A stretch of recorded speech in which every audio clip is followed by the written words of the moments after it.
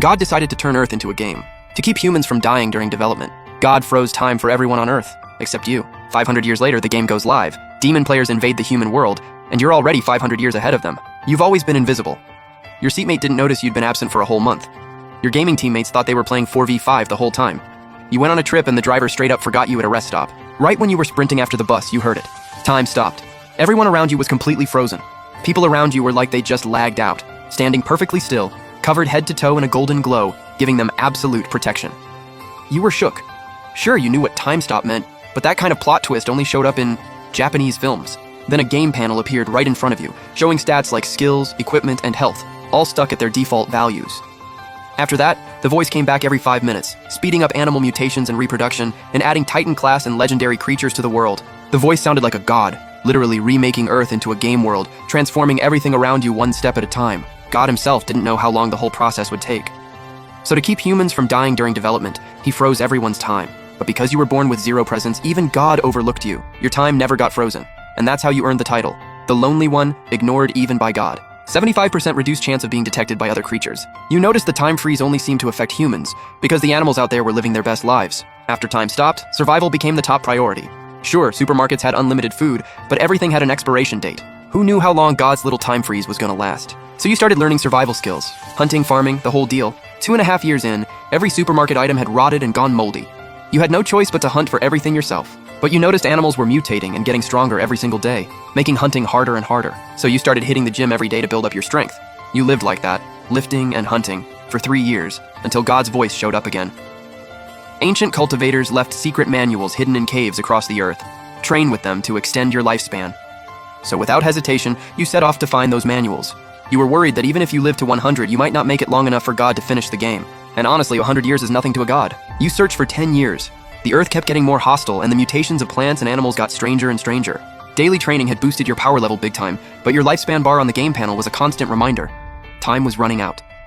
Finally, in year 13 of the time freeze, you found a jade gate glowing with 5-colored light carved with all kinds of spirit beast patterns. You didn't even need to think about it. This was clearly the cultivator's cave God had mentioned.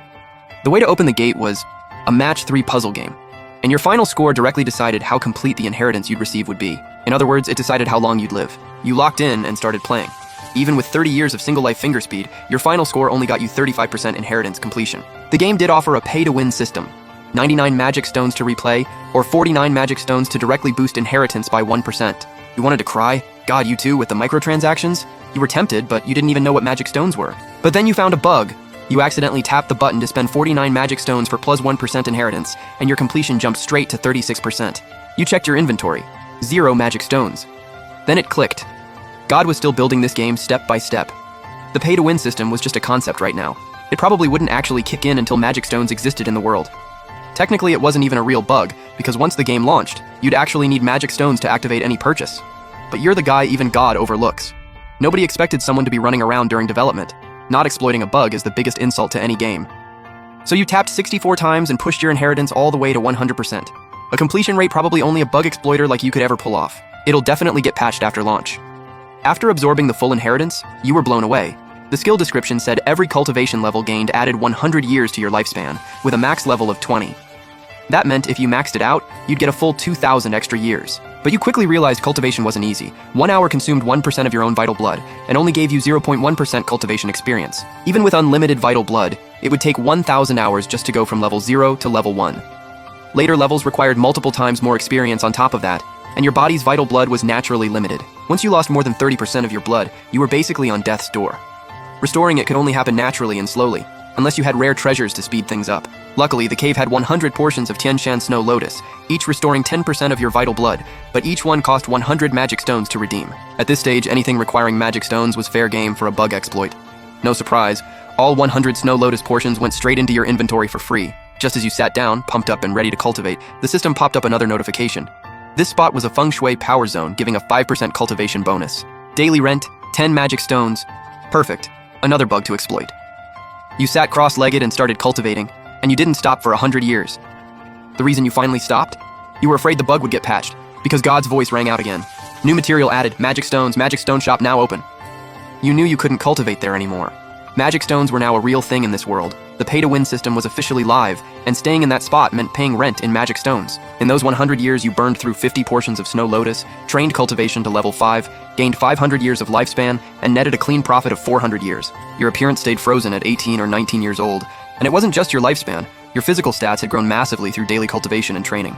Just how strong you'd gotten, you weren't even sure. But the new shop system was wild. All kinds of items from medicine and food all the way up to divine pets and cosmic warships. The one thing they all had in common? They all cost money. Felt like God had straight up copy-pasted Tencent's entire business model. So you decided to pause cultivation for a while and go hunt for magic stones.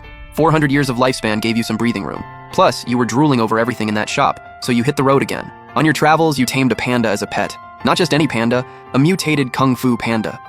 You didn't tame it because of the kung fu, though. You were just lonely, and you wanted someone to talk to on the road. But nature's greatest enemy is time. No creature can outrun it. After 40 years of wandering together, the panda slowly grew old and passed away, leaving you behind. You were alone again. Around this time, you dove to the ocean floor for a system quest, and what you found down there was an underwater dragon palace. The way to open its gate? Complete a game of Tetris. You were starting to figure out God's pattern. Every secret realm opened with a game. Luckily, over 100 years of cultivation had already sharpened your reflexes like crazy. You cleared the Tetris at near invisible speed and stepped inside. On the throne sat a secret manual called the Thunder Scripture. To obtain it, you had to survive 3 minutes of thunder baptism. The can't die bug showed up at the perfect moment. You were standing right in the thunder pool, except the thunder pool wasn't finished being built yet. But the game logic was rigid as ever. As long as you stood in the designated spot, it counted as triggering the event. So when a 3-minute countdown appeared over your head, you felt absolutely nothing.